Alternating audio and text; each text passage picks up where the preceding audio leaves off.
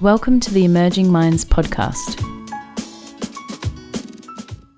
Today we would like to introduce a special collection of episodes as part of the Emerging Minds podcast series. Usually our episodes feature an academic, a practitioner, or sometimes a child and family partner who provide insights into children's mental health. In this series, we meet the characters Shame, Resilience and Secrecy and explore the vital function each play in supporting and or diminishing children's mental health. By understanding more about the role that shame, secrecy and resilience play in children's social and emotional well-being, we hope to spark new ways of thinking about how practitioners can support children's mental health. In today's episode, we are going to be talking to shame. Shame is an emotion that everyone feels, but that works in different ways and at different times. Shame has many roles and it can be at times misunderstood. There is a healthy role that shame plays in our lives, which has to do with learning social norms and appropriate behaviour toward one another. Without the right support in early life, however, shame can turn toxic, becoming an overwhelming emotion and having a negative impact on children's well-being. Shame, thank you for joining us on the Emerging Minds podcast series. You're welcome. I was a little worried about speaking today. I really don't want to say anything stupid or do anything to make me or Ellie, the little girl I work with, look bad. But I thought it was a great opportunity to talk about my work. Yeah, sure it is. Well, to start off with then, could you tell us a bit about Ellie and your work? Sure. So I've been in Ellie's life working as her shame since really early on. Even before she could walk, she started turning to me for advice. She had so much to learn back then about what's right and wrong, about being kind and empathetic, and about the things that help her fit in with her family and friends. Mm-hmm. Ellie's 8 now, and she's just a really great kid. She's super smart, and she cares a lot about doing a good job at school. She's a really caring nature, and she tries to help her little sister and her mum wherever she can. I like to think, as Ellie's shame, I've been helping Ellie as she grows up to learn some of those big life lessons and to become the great kid that she is. Okay, and I wonder then if you could tell us a bit about in what ways does shame make Ellie a good kid? A lot of people, I think, are probably more familiar with the negative impacts of your work. Yeah, I agree. So I think my best work is when I help remind Ellie how to be a good kid. One who's caring, cooperative, and who gets along with others. For example, I'm there for Ellie when her mum gives her the look. You know, the one mums give when a kid is about to do something naughty or silly. And I'm there when her teacher tells her no. Ellie will turn to me in those moments, and I help lead her towards what aligns with her idea of what's right. Okay. So this started when she'd get told off for things. That's when I would become present. And so I was really important in helping her work out what was right and what was wrong. When Ellie started school, for example, she was so excited to go to school like the big kids. And she loved school, but sometimes she'd get distracted and be more interested in talking loudly with the other kids than with doing what her teacher asked her to do. Mm-hmm. And when her teacher told her to pay attention, with my help, Ellie remembered to cooperate with the teacher's instructions.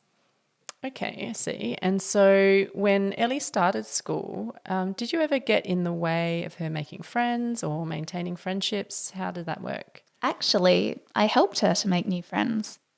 Ellie's still young, so some of my work is about helping her learn and remember what the right things to do are.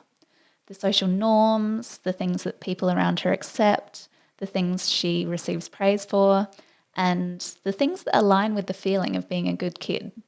But it has been kind of hard for Ellie to be open to making friends lately. She's been starting to wonder if she's different, if maybe her family is different to the other kids. Even her teacher told her mum that Ellie seems withdrawn.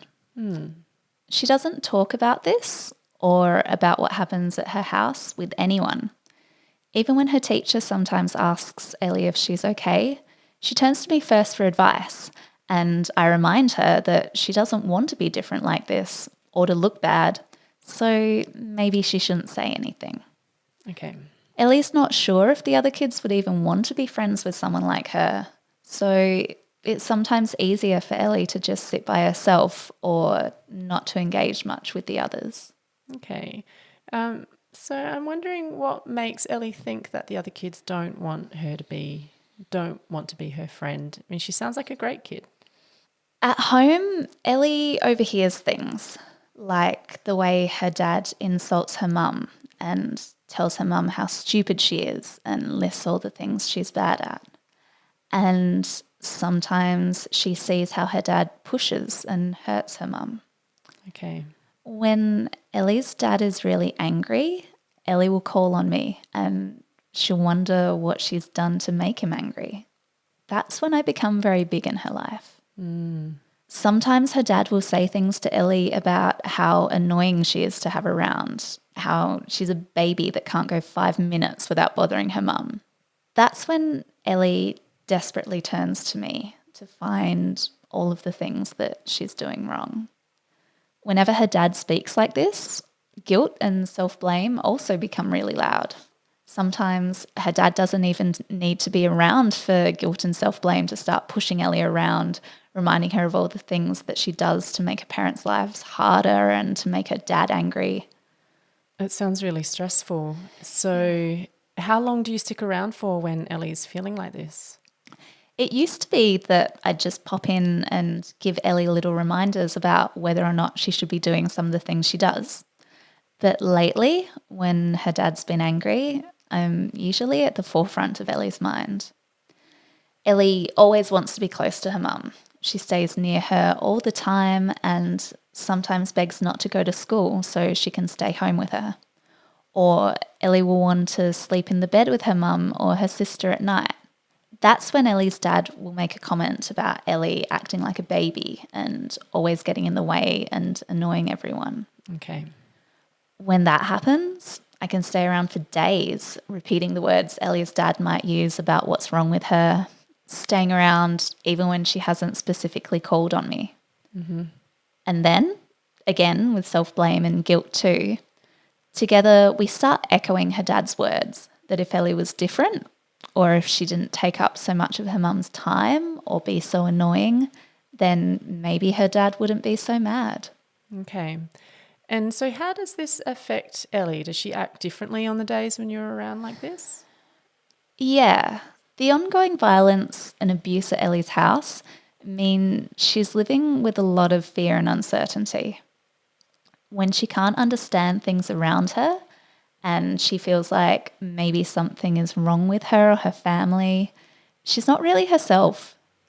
As soon as Ellie gets home from school, she has a lump in her throat and she's really on edge. She's trying not to take up too much of her mum's attention or to do anything wrong. Ellie is such a great big sister too. She worries a lot about making sure her sister is doing the right things and doesn't get in trouble with their dad. Okay. But the other day, Ellie yelled at her little sister and pushed her. She doesn't even really know why she did it.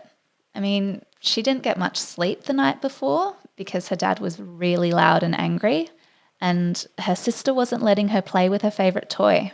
So Ellie just shouted at her and pushed her over. And when she saw how sad her sister was after that, and her mum came into the room and told her she shouldn't hurt her sister, Ellie turned to me and I came back in a big way. Even the next day at school, all of these scary thoughts and feelings stuck around, and Ellie just didn't have any time or energy for paying attention or playing with her friends. So was Ellie feeling guilty that day? You said that you work with guilt sometimes, but are you doing the same work in Ellie's life or how does it differ? No, we're not the same. We could both be around in one situation, and we often are, but the work we do is really different, especially for Ellie.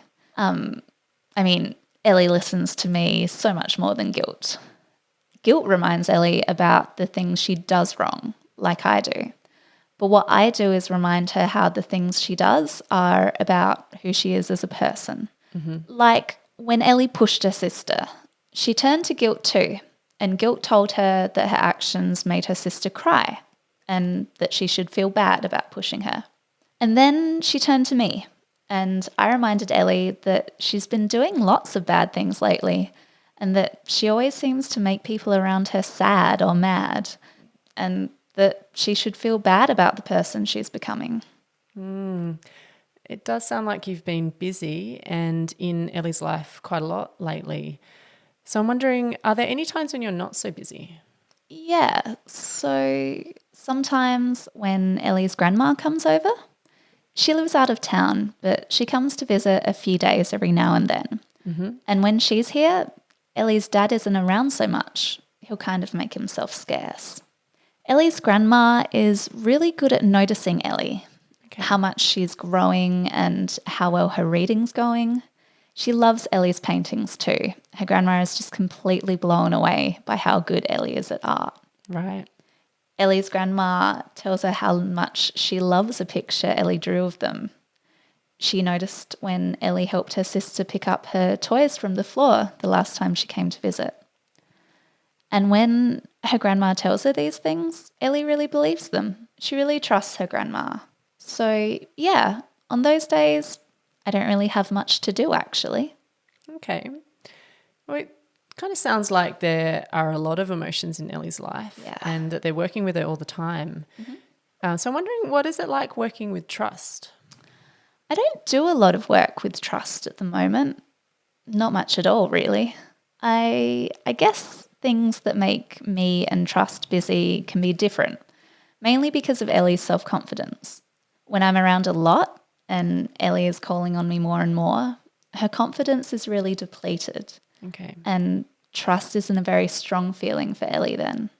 Then there's other times, like when Ellie's grandma was over and Ellie fell off her scooter.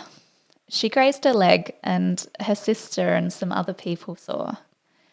Ellie was crying because it hurt, and she turned first to Trust, who told her to run to her grandma and that everything would probably be okay. Now that I think about it, Trust was really loud that day, and Ellie forgot to ask me for some advice. I could have reminded her how clumsy she's always being and how she's been getting lots of things wrong lately. Okay. And so then would working together more with trust make your job less busy? Yeah, I suppose so. There were a few times when Ellie was a bit younger, like the time she spilt her whole glass of milk on the floor and didn't tell anyone, or even try and clean it up. Her mum took her aside and talked to her about her actions. She turned to me that day, and I listened to Ellie's mum and helped Ellie understand that this isn't the kind of kid she wants to be. But Trust was there too, and Trust reminded Ellie how much her mum loves her and how she tells her these things to help her. After that, I didn't have a lot of follow-up work to do. I just worked with Trust in that moment and we sort of handled it together. Okay. So, yeah, I guess that would be better. I would definitely like to be less busy. And I think maybe Ellie might like that too. And what makes you think that? Lately, Ellie's teacher started to ask her mum some questions about what might be happening to them at home. Ellie's mum never usually talks about this stuff. Okay. That's one thing Ellie and I have learned, that what happens with Ellie's dad, it's a big secret. During these times, secrecy, whom I believe you've met actually. Yeah, I have. Yeah. So secrecy recruits me to remind Ellie to keep it hidden from the other kids and her teacher. It's my job as Ellie's shame to make sure they don't know about how it's maybe her fault, like she believes, and so they don't know her family is different. But then one day, Ellie's mum spoke to her teacher a little bit. Trust was around quite a lot that day too, when they were talking near Ellie. And even though they were talking about something so secretive, Ellie didn't really call on me. I've been thinking about that, actually. I was thinking that Ellie's mum's own shame didn't seem very busy then either.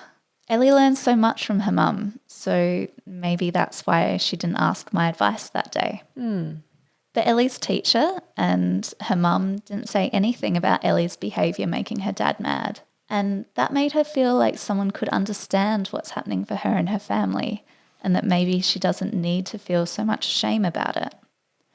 She probably is calling on me a little bit too much. and I'm playing too big of a role in the life of an 8-year-old. Lately, I've spent most days constantly responding to her calls to remind her how bad she is. I don't even think that's very helpful or particularly true about Ellie. I think she's so great. Okay, that's interesting. So then what do you think is the right role for you then? And can you be a helpful, positive influence in her life? Some people, they try really hard to completely avoid me. But I don't think they understand that shame is really important and I can be helpful. I think it's good that Ellie calls on me, at least sometimes. I play a very important role in helping Ellie not do things that are completely self-serving, like walking away from the spilt milk and leaving it for someone else to clean up or slip on. As someone's shame, and as Ellie's shame in particular, I could be helpful, but maybe also unhelpful at times too. I seem to be able to affect Ellie's confidence, which makes me quite a powerful emotion. But when I'm working so hard, and especially when self-blame, guilt and fear are around too, we don't leave a lot of energy or space for Ellie to call on her other emotions. I've heard from other children's shame that they don't work anywhere near as hard as I do, and that these children have much happier and carefree times at home and at school. I sometimes worry what might happen for Ellie if she continues to rely on me so much. Okay, well, thank you for being so honest, Shame, and talking to us today. We're going to wrap it up soon, but just finally, because of your experience, can you help share some of the things that can help kids find the right amount of shame in their life? Yeah, sure.